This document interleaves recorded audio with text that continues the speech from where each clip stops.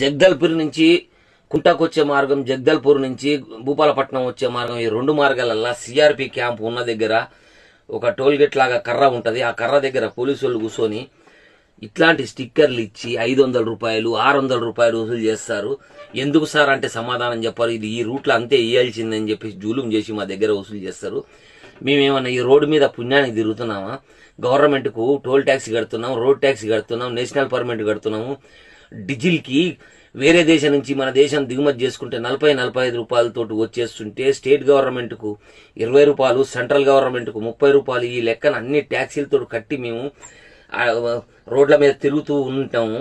పుణ్యానికైతే తిరగట్లేము కదా, ఇన్ని రకాల ట్యాక్సీలు కడుతున్నాం మేము. మళ్ళీ అందులో మేము కూడా దేశానికే ప్రాణం త్యాగమే చేస్తున్నాం కదా.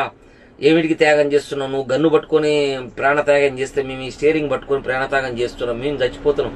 నువ్వు చచ్చిపోతేనన్నా నీకు పరమవీర చక్రాలు ఇట్లాంటి బిరుదులు ఎన్నో గవర్నమెంట్ సత్కారం ఇచ్చి నీ కుటుంబాన్ని కూడా ఆదుకుంటుంది. మా ప్రజల సొమ్ము మీకు ఇచ్చి మాకు ఏ రకంగా కూడా ఒక ఇన్సిడెంట్ తప్ప ఏ రకమైన గౌరవాలు లేవు.